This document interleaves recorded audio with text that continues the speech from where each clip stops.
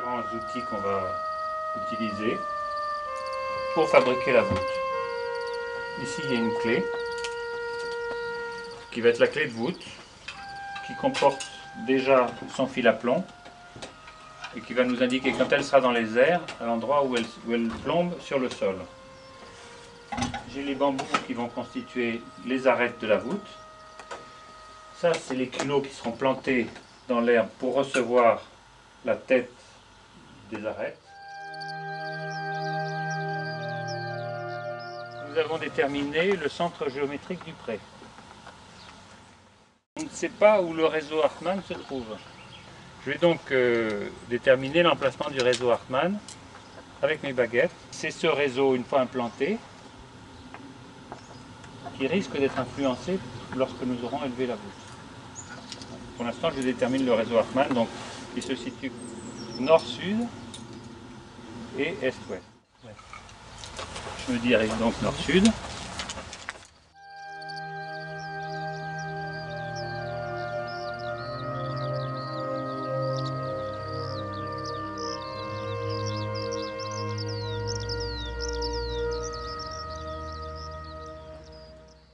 La démonstration que nous allons faire est que le réseau tel qu'il se présente là, quand nous aurons élevé la voûte, en recherchant cet aplomb, le réseau va se déplacer et il va venir plomber ce nœud-là, ou celui-ci, je ne sais pas encore, va venir se positionner à l'aplomb exact de la voûte d'arête, démontrant ainsi que la voûte d'arête, figurée par les bambous, a une influence sur notre environnement.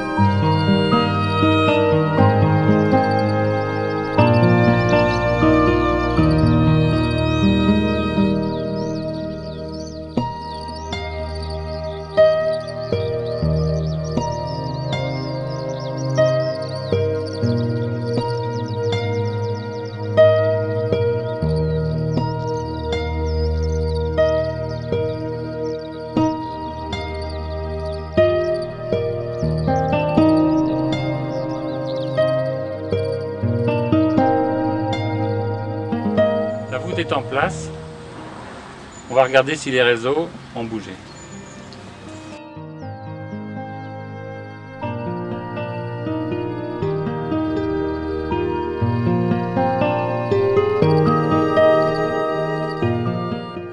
C'est quand même extraordinaire.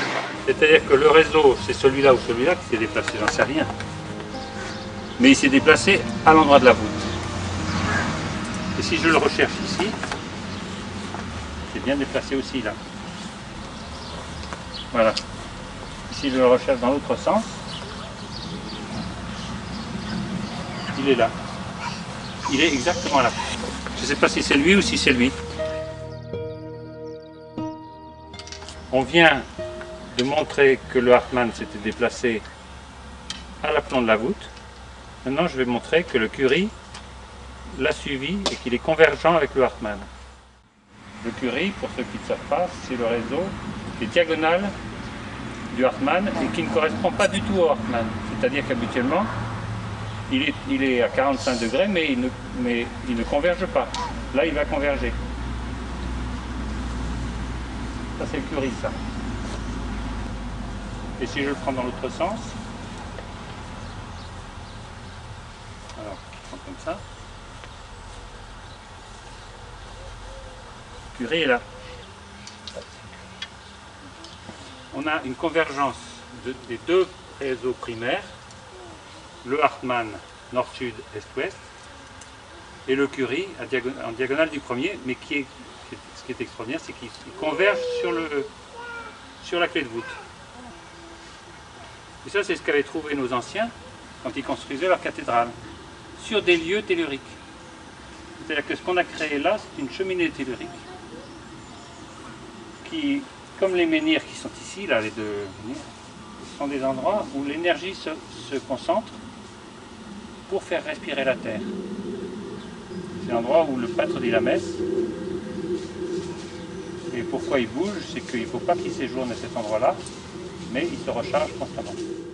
C'est des lieux de culte qui étaient choisis pour la raison que la géologie favorisait la communication des ondes entre le magma et les planètes.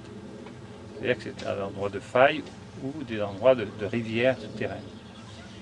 Ces lieux ont été de tout temps investis par les hommes, mais ils ont changé leur technique de maîtrise de ces flux. Ils l'ont fait au départ dans des grottes avec les hommes préhistoriques. Avec les Celtes, ils l'ont fait avec des dolmens, et avec les chrétiens, ils ont fait des voûtes d'arêtes. C'est ça ma théorie. C'est que la société ayant évolué, elle a raffiné son expression théologique.